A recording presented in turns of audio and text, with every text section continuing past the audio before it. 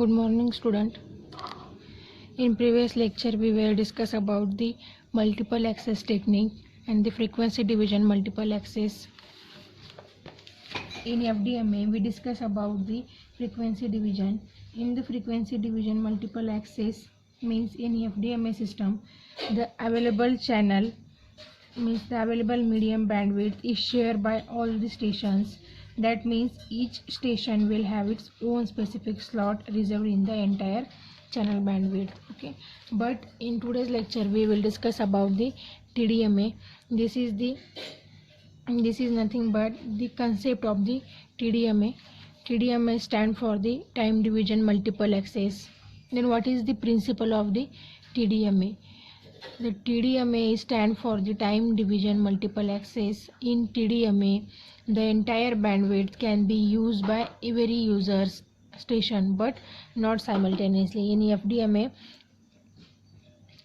it's shared by simultaneously, or it is by user. It is used by simultaneously, but in the TDMA the entire bandwidth can be used by every user but not simultaneously.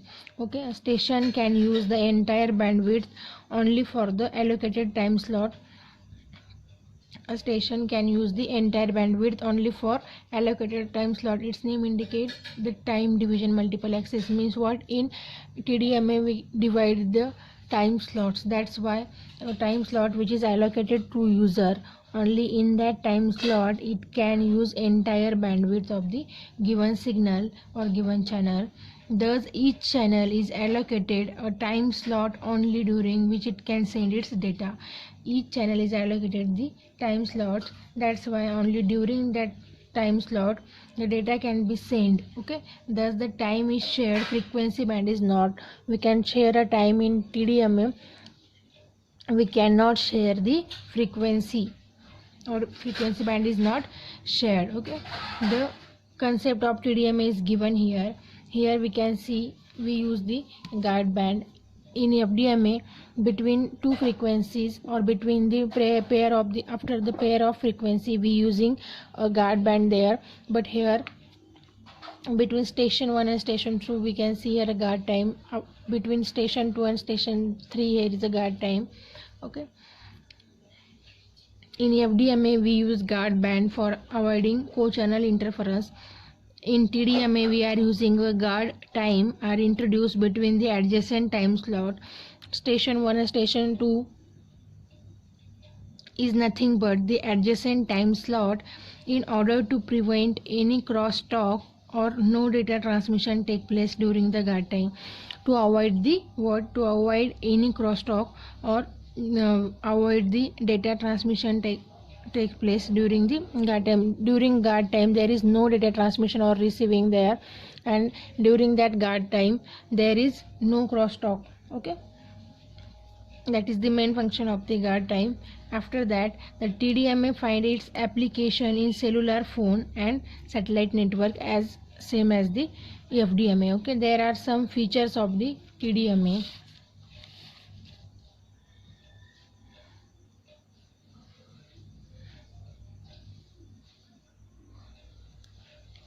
There are some features of the TDMA. First feature is nothing but TDMA is used for the transmission of data and digital voice signal.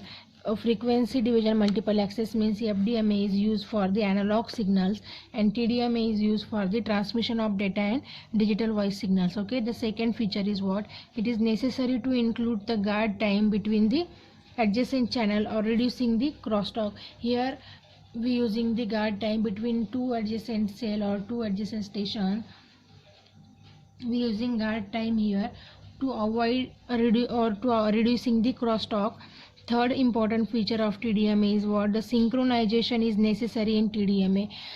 In FDMA synchronization is not necessary, but in TDMA synchronization is necessary. Power efficiency of TDMA is better than the FDMA. The time division multiple access has the better efficiency than the FDMA, means frequency division multiple access. Okay, The the TDMA is the method of time division multiplexing, a digitally modulated carrier between various earth stations in a satellite network through a common satellite transformer. Through a common satellite transformer anywhere on the earth, we can use the time division multiplexing technique. Okay, after that, the each earth station transmit a short burst of digitally modulated carrier during the time slot assigned to the TDMA. This time slot is assigned in TDMA station 1, station 2, station 3 up to station N.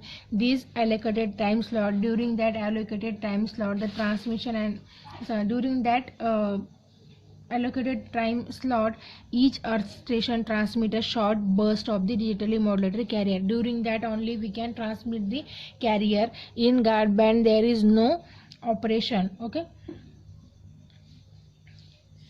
since TDMA uses different time slot for transmission and reception, the duplexer are not required to be used. In FDMA we are using the duplexer because we are using a frequency band simultaneously, but in TDMA, in time division multiple access technique, there is allocation of time.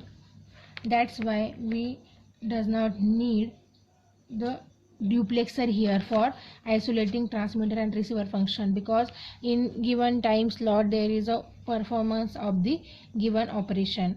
We can transmit or receive data in allocated time slot. That's why we does not need the duplexer here. The number of time slot in a TDMA system determined by parameter like bandwidth, modulation methods, etc. The number of time slot in that time division multiple access technique or TDMA system determined by the parameter like bandwidth and the modulation methods, etc. Okay. The ninth feature is, as TDMA transmit data in burst and not continuously, the battery consumption is reduced considerably. Here is the battery consumption is reduced. And 10th feature is, the in TDMA the handoff process is simple. Handoff process is simple in the time division multiple access. There are again some advantages and disadvantages of the TDMA like the FDMA. Then firstly we will discuss about the advantages of the TDMA. Advantages of the TDMA. The advantages are, at any instant of time the carrier from only one station is present at the transponder. This reduces the intermodulation distortion. Here we provide the time slots. That's why at any instant of time, that given time, the carrier from only one station is present. If we are using that time slot, then only that carrier signal is present at the transponder side or transmitter side or receiver side. This will reduce the intermodulation distortion. It will reduce the intermodulation distortion because there are not so many signals. The second is, TDMA is suitable for the transmission of digital information. TDMA is useful for the digital information. Then third is, it is possible to store the digital information, change the rate, etc. In TDMA it is possible to store the digital information or change the rate. Then in TDMA there are some advantages of TDMA over the FDMA system. There are nothing but the means what, the TDMA has the better power efficiency than the FDMA. That's why there are some advantages of the TDMA over the FDMA. In TDMA, since only one station is present at any given time, the intermodulation product will not get generated. In TDMA only one station is present at any given time because time slot is allocated. That's why the intermodulation product is not get generated. Okay. After that, second is, the entire channel bandwidth can be allotted to a single channel at given instant of the time. There is a allocation of the time. Okay, this is particularly advantageous for the digital channels which demand larger bandwidth. It is suitable for that because we are allocating that larger bandwidth in this small time slot.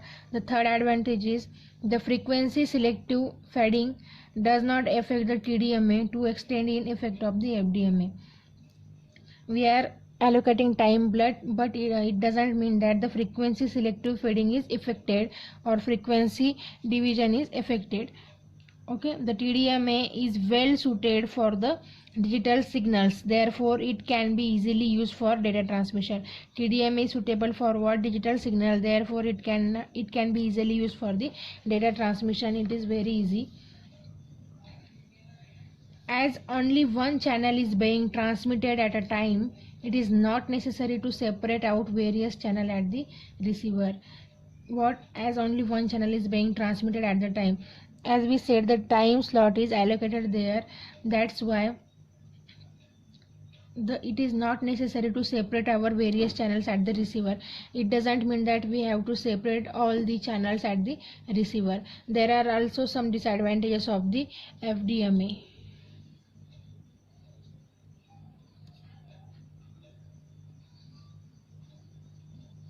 There are some disadvantages of the TDMA. It is precise synchronization is required in the TDMA. Beat and frame timing must be achieved and maintained. Beat and frame timing must be achieved and maintained, because if beat timing is missed, that means the time slot is missed. That's why the beat and frame timing must be achieved and maintained. There are some problems with FDMA and TDMA. Which are these problems we will discuss. Okay. After that we will discuss about the problems with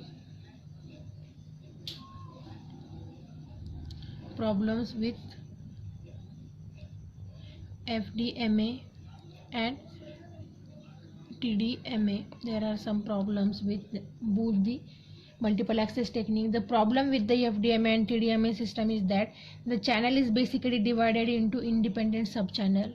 First is what? Channel is divided into, we divides the channel in TDMA and FDMA both. Okay, the channel is divided into what?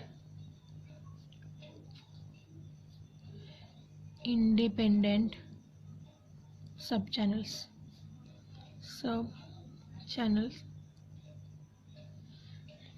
We divide channel into the independent subchannels. Then that means each subchannel in FDMA is allotted to the single user, and each time slot in TDMA has been allotted to the separate single users. Okay, and the FDMA and TDMA system, however, prove to be insufficient when the data from the user is bursty in nature. When we divide a channel into the independent subchannel, that time what happened, that each divided subchannel in the FDMA and TDMA in both multiple access has been allotted to the separate single user. Means only single user can use that frequency or time slot. At that time the FDMA and TDMA system, however, proved to be insufficient when data from the user is bursty in nature. If the data is bursty from the user, that at that time the FDMA and TDMA system is proved to be insufficient, because there is a allocation of the time and the frequency band is there, and if the data is more than that, then it will be insufficient. Okay, there is a burst data signal with low duty cycle. There is a one diagram.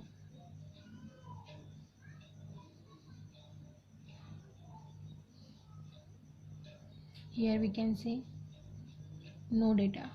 Here is no data, between that here is a data present. Okay, that is no data time, and we can say here is a in where is the data present is data burst situation. This type of data has low value of duty cycle. This type of burst data has the low value of the duty cycle, that is the time for which data is being transmitted is much shorter than the time for which data is not being shared. Here we can see in a diagram, in that the time for which data is being transmitted at that time, this is first and second, the time for the data is being transmitted is much shorter than the time for which data is not being transmitted. This time is no data time, means here is a data is not transmitted, and at that both condition data is to be transmitted. Okay, then here we see the time for which data is being transmitted is shorter and the time for data is not transmitted is larger.